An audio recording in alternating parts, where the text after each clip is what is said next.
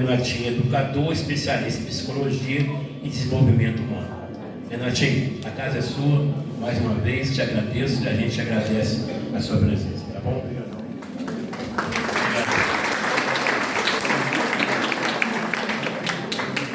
Bom, pessoal, boa noite a todas e todos. Eu sou o Renato, sou professor da Secretaria de Educação, sou especialista em Psicologia e Desenvolvimento Humano pela Universidade Federal de Juiz de Fora e estou atualmente trabalhando em algumas secretarias de maneira intersetorial, mas cedido pela Secretaria de Educação na Secretaria de Esporte e Lazer.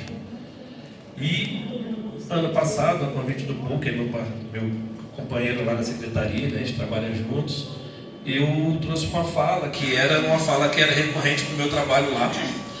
E foi no dia 24 de abril, e esse ano o povo me convidou para fazer exatamente um ano, né, que a gente fez essa palestra, que a gente fez esse bate-papo aqui. E era importante para ele que a gente fizesse de novo, e estamos aí mais uma vez, né? Agora, daquela vez foi com o Wallace Ferrari na praça musical, e hoje é com o Tietê, né? Paulinho Tietê, que eu ainda não conheci, mas ainda vou conhecer assim que ele vier aqui para o palco para tocar. Bom, pessoal, eu vim falar sobre cultura de paz, né? Que quando falou, poxa, a gente está precisando, né, da paz, é um tema importante, mas é algo que precisa ser buscado, né? A paz, ao contrário do que a gente acredita algumas vezes, ela não é apenas um estado de espírito, uma situação recorrente, né? É um exercício. A gente tem que buscar esse entendimento para que a gente consiga lidar com os conflitos de maneira positiva, para estar reconhecendo, tanto internamente, né, tanto com os demais com os quais a gente convive, um sentimento de paz, né, no nosso dia a dia. Então sempre me é perguntado, né, e a gente vive num ambiente hoje muito difícil, né, que a paz seria o oposto, né, da violência, né, o contrário da violência, uma resposta à violência e a todas as violências que a gente está sujeito no nosso dia a dia, né, no nosso meio ambiente, nossa família, no nosso trabalho, né, na nossa vida particular e na nossa vida coletiva, né? Então a gente vive um momento sempre vivemos como humanidade, né, momentos de guerra, né, e da superação desses eventos que não são próprios da natureza humana. A gente tem que encontrar formas científicas de lidar com essa violência, e daí a perspectiva de cultura de paz que eu trago hoje aqui, né? Vou contextualizar, né, aquela imagem, aquela frase, uma frase que me agrada muito, assim, são bombas, né, de $100 mil lançadas por aviões que custam 100 milhões que voam, com um custo de $40 mil por hora, para matar pessoas que vivem com menos de $1 por dia, né? Então é uma frase para a gente iniciar nossa reflexão, porque a cultura da paz, ela vem num movimento, né, desde a Primeira Guerra Mundial, né? Na Primeira Guerra Mundial, alguns soldados, né, que sobreviveram àquela barbárie, e durante a guerra, naquela época, não eram apenas acima dos 18 anos que iam para a guerra, né? Então, muitos jovens perderam a vida na Primeira Guerra Mundial, e alguns deles, ao retornar, resolveram montar escolas para que discutissem por que a gente está lutando, por que a gente está se matando, né? Por que a gente está se atacando em nome de um país, de um estado, né? E eles pensaram, poxa, vamos construir escola, vamos discutir desde as crianças, uma forma da gente educativa, da gente pensar superação para esses momentos de conflitos interpessoais e também bélicos, no caso, sentido da guerra. Mas não deu muito tempo e já tivemos logo a Segunda Guerra Mundial. E aí, na Segunda Guerra Mundial, posterior à Segunda Guerra Mundial, que a gente vai começar a falar verdadeiramente de cultura da paz, através da Carta da ONU, em 1950, que instituiu esse conceito, né, como o contrário, a superação, né, o oposto do que seria a violência, né? Então, depois da Segunda Guerra, a Carta da ONU, né, com a formação e a fundação das organizações das Nações Unidas, a gente passa a conversar sobre cultura de paz pela primeira vez na humanidade, com a intencionalidade de desenvolver e praticar e divulgar, né, conceitos de cultura da paz. Posteriormente, a gente teve Gandhi, Martin Luther King, Mandela, ali no caso de John Lennon e Yoko Ono, que vem um outro conceito de cultura de paz, que seria o terceiro movimento da cultura da paz na história da humanidade, que é a cultura da não violência. A gente responder ao racismo sendo antirracista, né, e não agredindo quem foi racista, né, com conceitos mais amplos, fazendo uso da cultura, da arte, né, dos intelectuais da época, divulgando a ideia de que é preciso viver um ambiente de não violência. Então, para o oposto da guerra, não seria a paz, mas seria a não violência. Esse é o terceiro marco da cultura de paz na humanidade. E passou-se a se preocupar, né, mais intensamente com o saber conviver, né? A gente não reflete muito, hoje na nossa sociedade sim, mas antigamente não se refletia muito sobre essa questão. E aí veio o quarto movimento para a cultura da paz, né, que é a educação para a paz. Aí a entrada dessa discussão no ambiente acadêmico, né, no ambiente das faculdades, das universidades, né, que começaram a refletir sobre o que seria educar para a paz. Aquela primeira ideia que teve lá no final da Primeira Guerra, né, foi chegando com a academia já nos anos 80, 90, com a ideia de educação para a paz. Eu gosto desse desenho, porque por mais que a gente ache que a gente precisa trabalhar, quem fez o desenho, né, trabalhar com uma cultura de paz de forma pedagógica, educativa, né, no processo de ensino-aprendizagem, tem um super-herói, né? E esse super-herói tira um pouco desse conceito que eu estou colocando, porque é a gente que tem que construir essa paz para nós, para nossos familiares, nossos ambientes de trabalho e tudo. E é muito nos falado, né, que isso nunca vai acontecer. É uma utopia.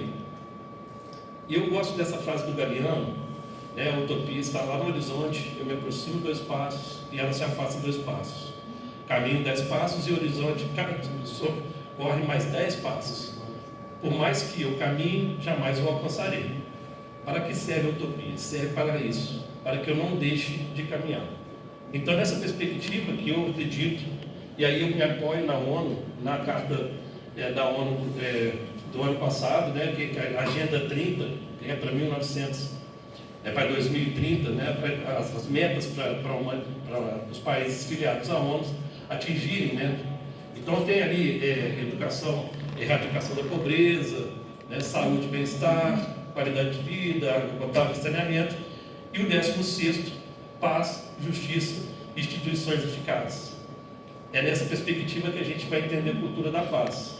Mas a gente sempre se esbarra nos conceitos que são próprios da nossa cultura, né? Então a gente precisa conversar e avaliar isso. Por que a pombinha é branca? Né? Porque toda vez que a gente fala em paz, em todos os desenhos, você colocar paz no Google, vai vir uma pombinha branca. Por quê? Ela é branca, porque ela traz só um branco que traz pureza. Se a gente está discutindo o contrário, a gente tem que discutir a não violência na perspectiva de comportamento, na perspectiva do entendimento da relação interpessoal cada vez mais positiva e proativa entre nós. Então, os conceitos de violência eles precisam ser muito claros para a gente, e eu vou falar de alguns aqui. A violência pessoal é uma violência entre pessoas, né, de uma pessoa para a outra, e essa violência pessoal é o primeiro conceito de violência que eu queria trazer para a gente refletir nesse nosso bate-papo de hoje. Essa imagem eu gosto muito, apesar de odiar a imagem, mas eu uso muito nas palestras porque ela é de 2012 e reparem que os indivíduos estão de luva e máscara. Não tinha havido pandemia, não havia Covid, era só para não encostar no sujeito que eles estavam agredindo porque ele tinha uma orientação sexual diferente da deles. Esse tipo de violência pessoal a gente vê no nosso dia a dia. É muito fácil perceber quando há a violência pessoal. Ela está no nosso olhar, ela está no nosso horizonte, ela está no nosso dia a dia. Mas existe um outro tipo de violência, esse aí é uma perspectiva que a gente trabalha na Secretaria de Esportes, porque isso aí é um material que eu tinha para trabalhar numa escola há 20 anos atrás, numa escola, sou professor de educação física, e era o material que eu tinha. Isso a gente chama de violência estrutural ou violência indireta. Né? A violência direta, ela é a violência pessoal, a violência estrutural ela é parte da desigualdade, ela é parte do desvio de verbas públicas, da corrupção, né? E especialmente da desigualdade cada vez mais crescente no nosso país, claro, fruto de tudo isso que a gente viu, de todas as guerras anteriores, fruto do capitalismo selvagem, vamos colocar assim. Então essa desigualdade a gente vê através da violência interpessoal, e a violência indireta, desculpe. E a violência indireta, a violência estrutural, ela afeta a gente todo dia sem a gente perceber, né? As condições precárias que o ônibus pode estar se apresentando, as ruas, né? e a não capacidade do poder público de transformar os nossos impostos em serviços, né? E a gente vê que a violência estrutural ela acaba fortalecendo outros tipos de violência, dentre elas a violência cultural, que é o terceiro tipo de violência. Então a gente tem a violência pessoal, que é a violência direta, a violência indireta, que é a violência estrutural, e a gente tem a violência cultural, que é muito crescente no nosso universo de uns anos, 10, 15 anos para cá. Sempre houve, mas hoje a gente visualiza isso com mais clareza, se rebela um pouco, até bastante contra isso. Então a gente tem violências religiosas, né, que são fruto da violência cultural. A violência contra a mulher é um tipo de violência cultural, que também é uma violência pessoal em alguns espaços, e a violência estrutural, porque ela cabe ali. Então esses três tipos de violência que a gente tem no nosso dia a dia, a gente pouco consegue visualizar para além da violência direta, porque é como se fosse um iceberg. A violência direta a gente consegue ver. Se alguém agredir uma outra pessoa aqui, todo mundo vai perceber que é uma violência direta, né? A violência estrutural nem tanto. Então a gente tem um chama de triângulo da violência, que são estudos no qual a gente vê que é visível a violência direta, mas a violência indireta e a violência cultural, elas são invisíveis ao olhar. A partir do momento que a gente se interessa por elas, elas conseguem emergir, mas a gente não consegue instantaneamente observar e entender que essa violência direta está presente o tempo todo. A violência estrutural, né, que é a violência direta, está presente o tempo todo, e a violência cultural também está presente o tempo todo. Há interesses de que se esconda isso, porém a gente precisa descobrir e entender. Então a violência direta é um evento, a violência estrutural ela é um processo, e a violência cultural ela é uma linguagem. A partir do momento que a gente consegue compreender esse triângulo, a gente consegue ver no nosso dia a dia, andando pela rua, aspectos de violência cultural, aspectos de violência estrutural e aspectos de violência pessoal, né? Para além da violência pessoal que a gente consegue ver. Na escola eu costumo dizer assim, se sai uma briga ali atrás, mas fora todo mundo vai ver que é briga, vai correr lá para ver. A violência ela é fascinante em alguns momentos, ela atrai, e ela hoje gera dinheiro, a gente vai falar um pouquinho sobre isso mais para frente. Então quando a gente está numa localidade, num bairro, num espaço fechado, aqui por exemplo estamos todos num espaço fechado, a gente precisa aprender a entender, para entender essas violências, a gente precisa falar um pouquinho sobre conflito, né? Porque a gente tem conflitos que são latentes, que são próprios do espaço, e tem conflitos manifestos.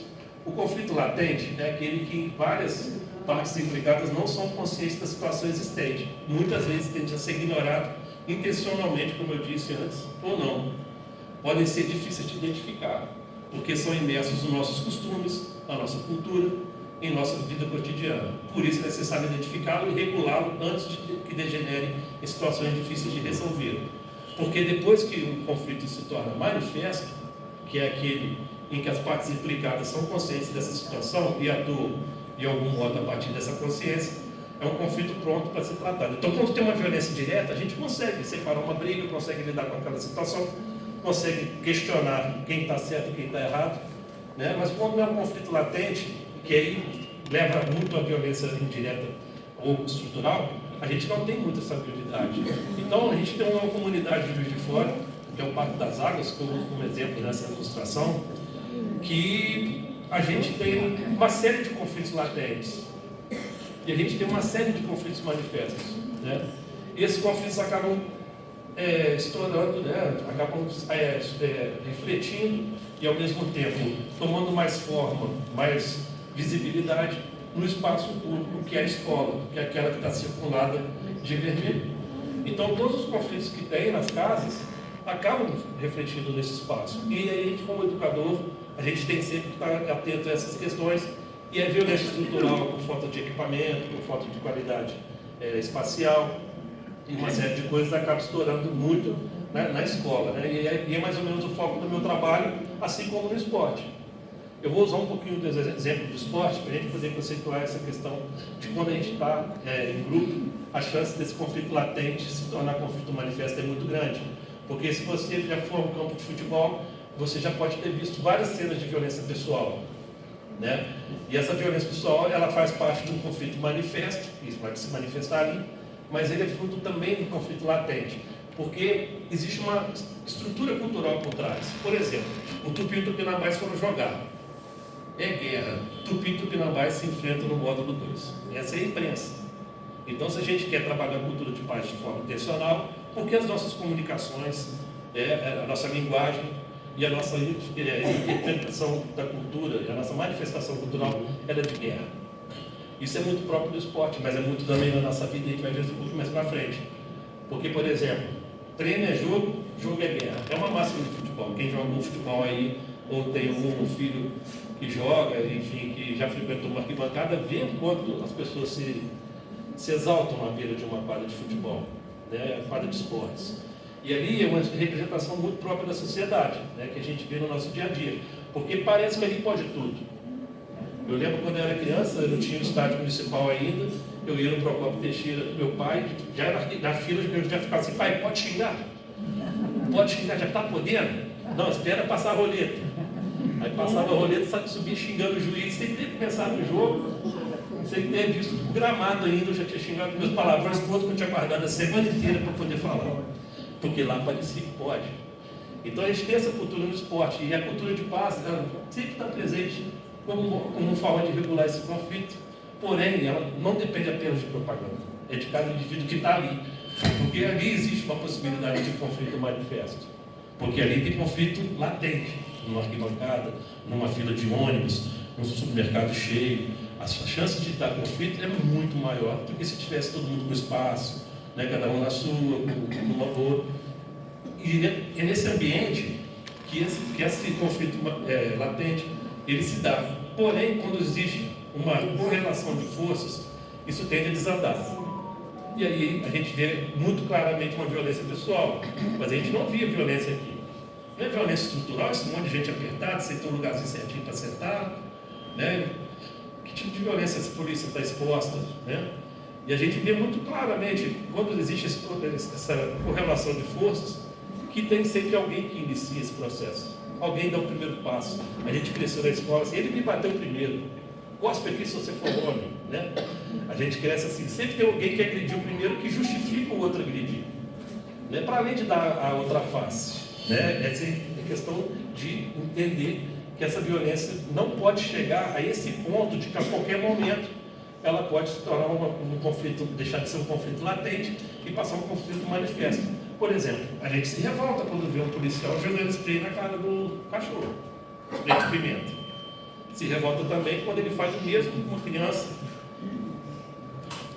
Agora, esse policial que faz, tanto o policial que joga o spray no cachorro, quanto o policial que joga o spray na cara da criança, também é vítima da violência estrutural, da violência cultural, e não soube lidar com o conflito latente, transformando esse conflito em conflito manifesto, em agressão pessoal, em violência pessoal, e transformando um momento, né, que parecia controlado, pelo menos até o da direita parece muito bem controlado, porque a força está ali para destruir, e a gente vai lidar como com isso?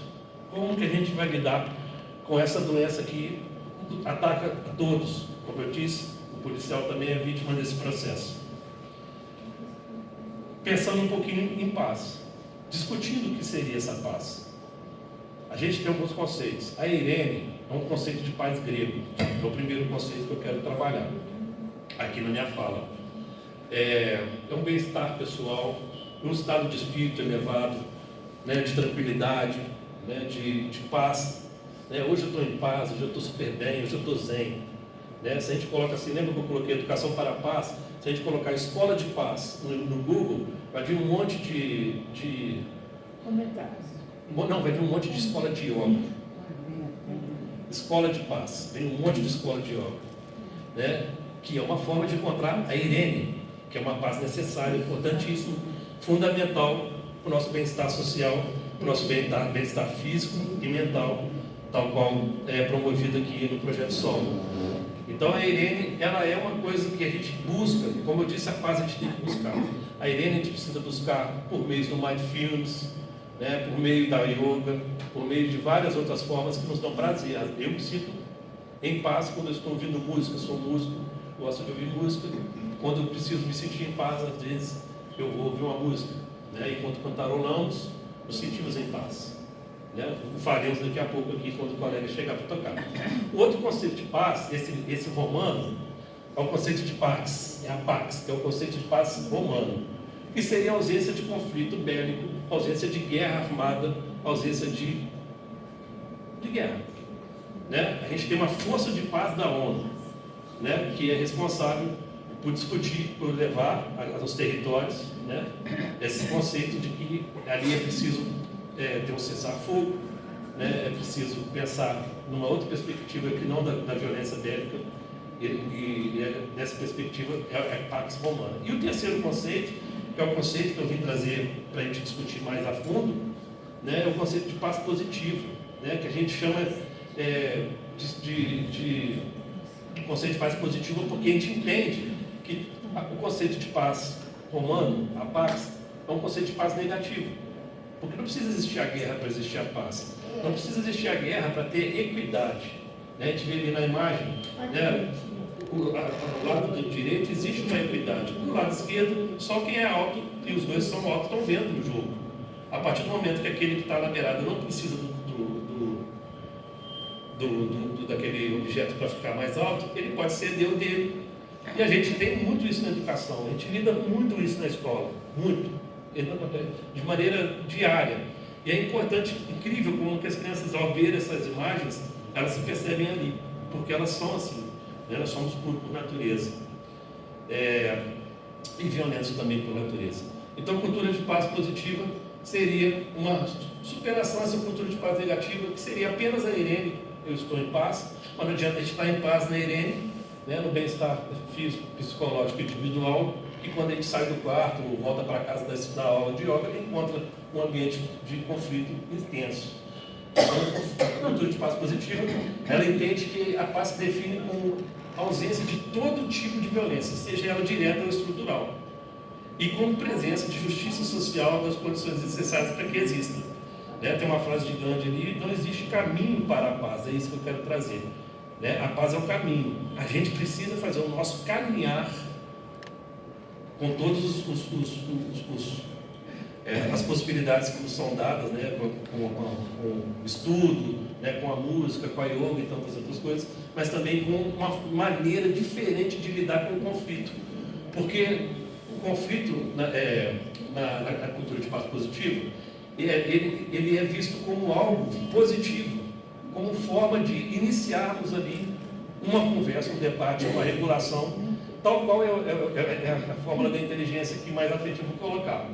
A cultura de paz, então, é uma resposta às crises da sociedade, à tripla agressão do homem contra ele mesmo, contra os demais e contra a natureza, a tripla conscientização da harmonia do homem consigo mesmo, com os demais e com a natureza, através de uma educação afetiva, de uma educação social, de uma educação ambiental, numa convivência reguladora e pacífica, né, dos conflitos, usando a não violência. E dessa perspectiva, a gente pode falar em cultura de paz em 3 níveis: como filosofia de vida, como forma de regular os conflitos e como estratégia política para a transformação da realidade. O ideal seria que esses 3 meios, esses 3 níveis se interrelacionassem coerentemente. E essa é a que a gente busca através de uma estratégia social transformadora, que a gente entende como justiça, fomenta a cooperação, né? Busca por justiça social e uma relação igualitária de forças. Porque a gente não nasce racista, a gente não nasce homofóbico, a gente não nasce xenofóbico, a gente não nasce agressivo. A gente vai se moldando, porque o nosso ambiente é assim, faz sucesso, vende, é cultura.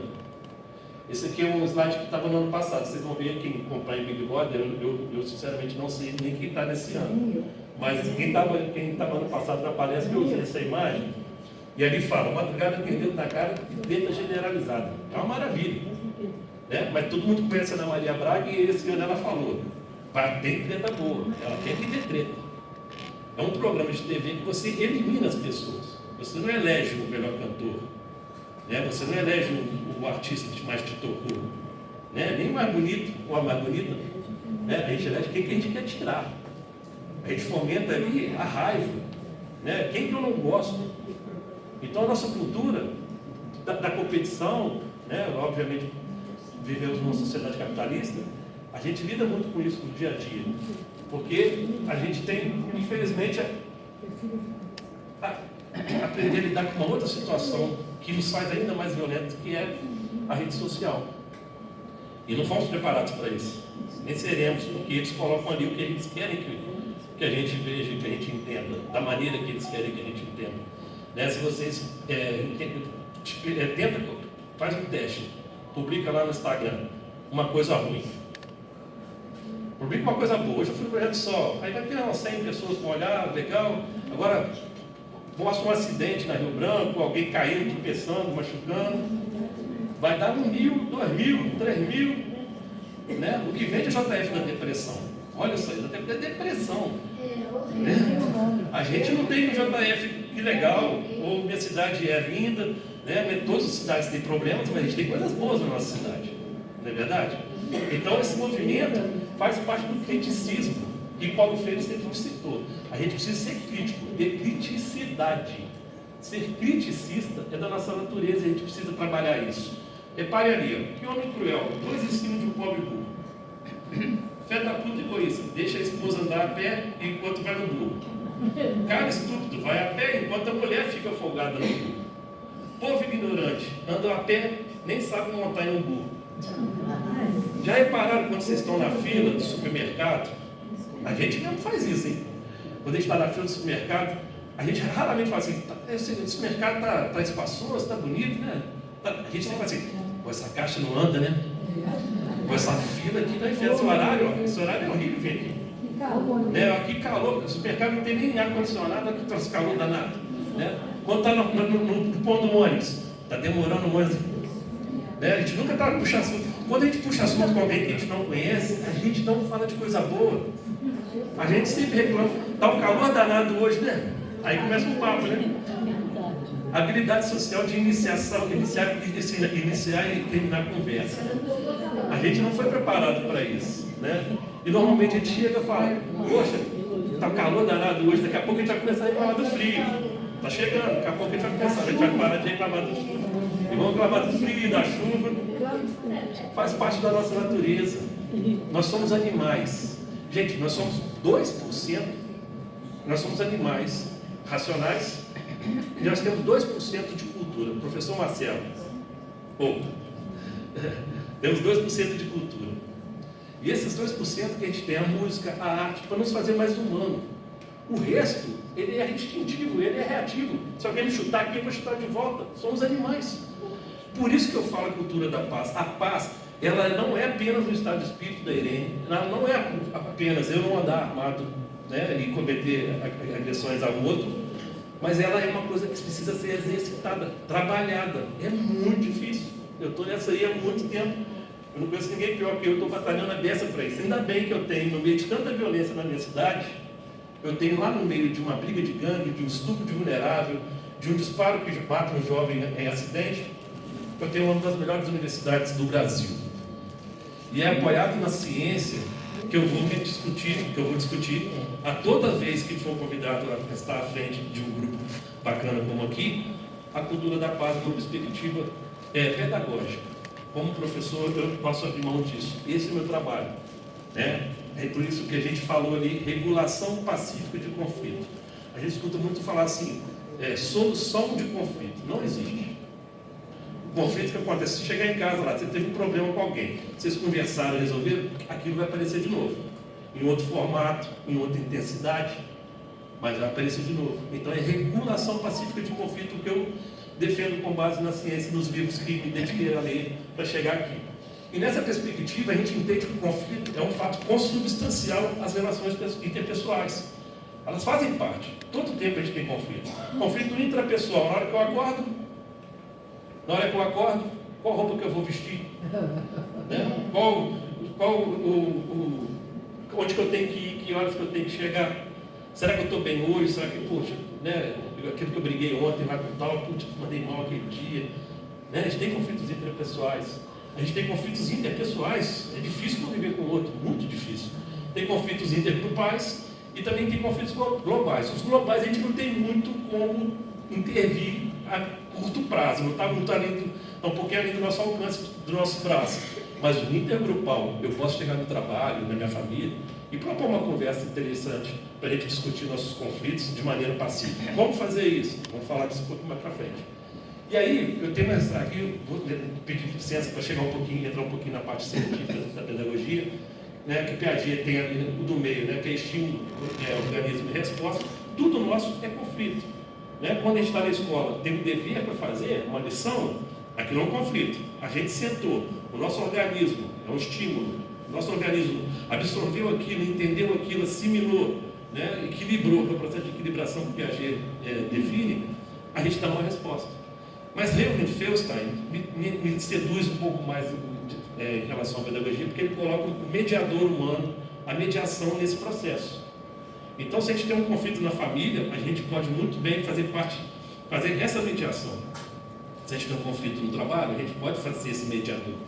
Né? A ciência está aí, e para isso o Google serve positivamente, que a gente consegue achar muita coisa interessante lá para poder aferir nisso. Então, a gente entende a educação para a paz como um processo contínuo e permanente nosso, do nosso grupo, de educação em valores, com fins e meios acordos. É importante a gente fazer acordos, desde e para a ação, né? Porque não adianta você aprender para fazer, você vai aprender fazendo. Então, é desde e para a ação com dimensão transversal. Que a gente já passou por isso na secretaria, essa foto é muito emblemática para nós lá, porque a gente teve um conflito, inclusive bem sério no início do ano passado, entre duas equipes, que houve uma briga generalizada. Nós fizemos um processo restaurativo, que a gente chama de prática restaurativa na Secretaria de Esporte e Lazer, com os dois times, e a gente teve essa imagem no final do ano, quando eles se enfrentaram novamente, a gente não teve o menor problema. Isso foi muito importante para a gente, porque nos deu a ideia de que é possível, através da pedagogia, a gente invadir esse espaço, porque a gente entende que toda a nossa base ela é ideológica, não existe imparcialidade. Todos somos orientados por uma base ideológica. A questão é, a sua base ideológica, ela é inclusiva ou ela é excludente? E a minha é inclusiva, eu coloco coisas politicamente aqui, né, diante de vocês, porque não há uma imparcialidade. Eu sou um cara da inclusão, eu sou um cara que leva a sério a inversão de prioridade. Nada para mim está bom se não houver justiça social no que eu estou vivendo e vivenciando. Me apego à ciência também, e aí, com base na janela da disciplina social, a gente tem uma educação, a gente sempre foi educado com castigo, né, com punição. Muitas vezes, nossos pais foram conosco também negligentes, né, e também permissivos em alguns momentos. Isso moldaram a nossa cultura e a nossa personalidade. Então, a janela da disciplina social, ela sugere que a gente tenha um autocontrole com um autoapoio, porque se a gente tem um baixo controle, ou seja, vamos lembrar da escola, eu deixo um aluno fazer tudo o que ele quiser, e passa a mão na cabeça dele, eu estou sendo permissivo. Então, eu tenho uma disciplina social permissiva. Voltando à escola. Se eu tenho um baixo controle e um baixo apoio, eu não ligo para aquele aluno que está fazendo algum tipo de ação que precisa de uma interferência do adulto, eu estou tendo uma disciplina social negligente. E se eu tenho um autocontrole com baixo apoio? Eu lembro muito quando eu estava com os colegas do ensino infantil, né, a questão do cantinho do pensamento. Né? Botava a criança no cantinho do pensamento. Aí fala assim, agora você passa aí. Isso não adianta. Não sou contra o cantinho do pensamento, mas a gente tem que ter o cantinho do pensamento, e antes da criança sair, eu preciso ter um autocontrole com o cantinho do pensamento. Alto cantinho do pensamento. Mas eu preciso de um alto apoio. Eu preciso sentar, olhar no olho da criança e falar: o que aconteceu? O que você sentiu quando você fez isso? Com quem você fez? O que ele sentiu? Então eu preciso de uma disciplina social restaurativa, porque eu preciso de autocontrole e de autoapoio. Senão essa ação ela é apenas punitiva. Satisfaz o lado adulto ali, mas não cumpre a missão pedagógica que ele tem. Porque a gente também precisa compreender que é muito difícil escutar o outro. A gente ouve, mas a gente não escuta. Hoje no celular, então, a gente está assim. Está entrando aqui, sai daqui. E as relações afetivas, elas são baseadas na atenção. Se você não olha a pessoa, se você não escuta, não demonstra para a pessoa que você é empática à dor, à alegria, à comunicação dessa pessoa, né? Se a gente não transforma o conflito em negociação através da escutatória, a gente está sendo negligente, permissivo, punitivo, e não estamos sendo afetivos ao ponto de sermos empáticos e fazer daquela relação algo importante, algo que vale a pena para os dois. Né? A gente vê muito isso, crianças saindo da escola, a criança vem contando as coisas boas da escola, meu filho, anda logo. Né? A gente não para ouvir, eu sei que o tempo não dá, não permite. A gente não consegue relaxar, e sentar e escutar as pessoas, mas tenta refletir sobre isso no nosso dia a dia a partir de então. Quantas vezes a gente está escutando, ouvindo, mas não está escutando? Quantas vezes a gente não está sendo escutado? Que de certa forma é uma violência estrutural, que é uma violência cultural, e se transforma numa violência pessoal a partir do momento que você percebe que não está sendo ouvido. Né? Você quer manifestar uma dor, quer manifestar uma ideia, quer manifestar uma compreensão, uma alegria ou um sentimento, e a pessoa simplesmente ouve, não escuta. Talvez esse seja o passo mais difícil de estratégia para a gente desenvolver a cultura de paz de forma intencionalidade, com intencionalidade pedagógica. A outra é a comunicação não violenta, porque a gente precisa entender que a gente tem sentimentos, e a gente tem vontades, que são os pedidos, a gente tem necessidades, e a gente observa as coisas que estão ao nosso redor. Mas a gente precisa criar uma conexão entre essas quatro dimensões. E aí a comunicação não violenta, ela vem como forma de trabalhar isso. Porque ao mesmo tempo que a gente precisa exercitar a escutatória, aprender a escutar e não somente ouvir, a gente precisa aprender a comunicar. E a gente pode exercitar a comunicação não violenta de forma efetiva a partir do momento que a gente tem essa intencionalidade de criar um canal de comunicação positiva entre duas pessoas, 3 pessoas, um grupo, né, conforme eu falei dos conflitos, né, de maneira interpessoal ou intergrupal, ou até global, no ambiente como, por exemplo, estou aqui, a partir do momento que está sendo filmada a palestra. Então, a comunicação não violenta, na prática, ela faz a conexão entre essas dimensões, os sentimentos, a observação, a necessidade de pedido. Eu não tenho muito tempo para me alongar em relação à parte teórica, né? Mas a gente vai passar rapidinho. Por exemplo, Luiz, quando alguém grita contigo, você grita também. Eu grito, né? Tem que aprender a estudar, e aos pouquinhos a gente vai melhorando. Eu tenho melhorado muito, graças a Deus. Luiz, quando você fala gritando comigo no trabalho, está fazendo uma observação. Me sinto desqualificado e irritado. Demonstro para o Luiz o que eu senti quando ele me tratou daquela maneira. Porque preciso sentir que sou respeitado e quero me desenvolver com o auxílio dos meus colegas. Essa é uma necessidade. Você poderia me chamar para conversar em particular quando tiver algum comentário para fazer? Com pedido. Essa é uma forma da gente exercitar a comunicação não violenta. Por exemplo, quem lida com grupos, vou pedir licença de novo para voltar à escola. Qualquer aluno que é chamado a atenção na frente dos outros vai responder você xingando. Ou então vai xingar por dentro. Não vai falar, mas ele não vai reagir bem. Agora, se você chega naquele aluno, algo de pensamento, traz ele aqui na sala, ou então chama ele lá da fora da sala, conversa com ele, pergunta o que ele está sentindo, qual é o sentimento que está no coração, por que ele está daquele jeito, enfim, faz a escutatória para esse aluno, a gente tem uma resposta mais positiva. Porque se a gente age no reflexo, a gente não consegue avançar. Então a gente precisa de estratégias, e a pedagogia não nos propõe com isso. Quando a gente está em grupo, tem uma maravilhosa, não sei se vocês conhecem, que é o círculo de construção de paz, que tem uma estratégia.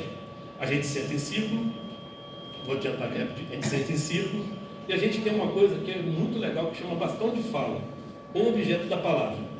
esse bastão de fala, só quem está com o bastão pode falar. Então, se a gente tem um círculo ali, 20 pessoas, e tem uma pessoa falando, a gente está exercitando 19 pessoas exercitando a escutatória e uma pessoa exercitando a comunicação não violenta.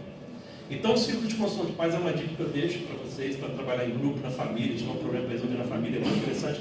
Porque o que acontece? Quando não tem um bastão de fala, eu começo a falar, aí ela vai me interromper. Aí eu fico nervoso que ela me interrompeu. Aí eu xingo ela. Aí dentro do conflito latente, que transforma em conflito manifesto, ali o conflito se manifesta de forma negativa. Então a gente tem um conflito, a gente tem que saber lidar com ele para que ele não se transforme em um conflito negativo. Então a gente tem que ter estratégias. Então o círculo de construção de paz é uma estratégia que eu queria deixar para vocês. A gente tem todo um processo, tem uma peça de centro para simbolizar. Vem da cultura dos índios norte-americanos. Os índios brasileiros também têm essa cultura de reunir em volta da fogueira para discutir problemas que são próprios da aldeia. Então é uma dica que eu dou como forma. E aqui em relação à resolução, isso é justiça restaurativa, porque a gente tem bandido bom não é bandido morto, como eu botei policial ruim, né? O policial lá também faz parte do processo da doença social que a gente vive, da violência, e a gente precisa entender que é importante a gente dar a escutatória, a comunicação não violenta, para transformar conflitos em negociações, né? Então a gente entende que vê sempre esse cartaz, eu não gosto muito desse cartaz, eu não acredito nisso, que gentileza gera gentileza. Eu acredito que educação para a paz gera empatia, e a empatia gera gentileza. Eu vi uma frase uma vez, foi até de Uber, que ele falou que gentileza gera gente folgada. A gentileza, ela desperta no outro a empatia, mas não necessariamente gera o retorno positivo, né? Gente folgada foi boa. Mas eu acho assim, esse é o raciocínio que eu queria fazer. A empatia é fundamental. É importante se colocar, não apenas se colocar no outro, né? Essa é uma forma mais popular da gente descrever empatia, é você se colocar no lugar do outro, né? Mas a gente realmente, quando é com a gente não gosta. A gente vive uma cultura que a violência ela é relativizada, ela até vira brincadeira, né? A gente vive um momento que a violência ela é tratada de forma de brincadeira e tal.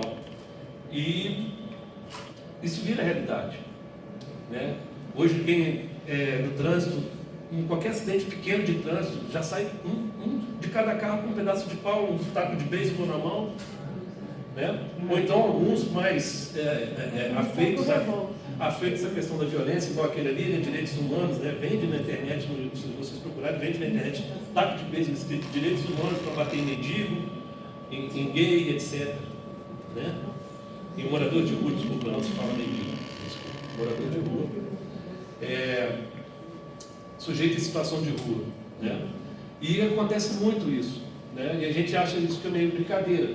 Então, uma das tarefas que a gente tem, e é o que eu estou tentando fazer aqui, é colocar voz para a gente discutir a violência, discutir o conflito em suas dimensões, entender que a cultura da paz ela é bem ampla, depende do exercício nosso, né? Porque Marcelo Yuca, né, que ficou numa cadeira de roda, vítima de um assalto, ele escreveu uma letra de música, ele era baterista do Rapa, que paz sem voz não é paz, é medo.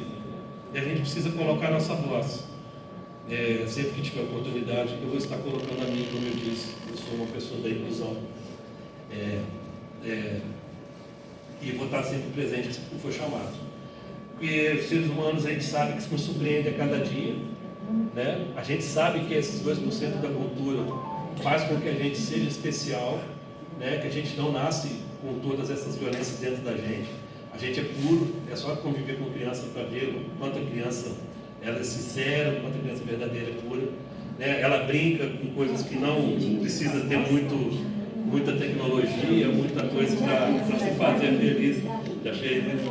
É muito bom, né? E é isso aí, a gente viveu um período tenebroso aí com o vírus, e eu espero que hoje eu tenha trazido um pouquinho da sementinha da cultura da paz, a cultura da empatia, né? A cultura do amor, né? Porque é uma via que vai e volta, é necessário que a gente exercite nossas habilidades sociais, a nossa empatia, o nosso amor no nosso dia a dia, que a gente aprenda a escutar e aprenda a comunicar de forma não violenta, sempre que possível, porque somos humanos, mas somos capazes de superar e ultrapassar limites, tá bom?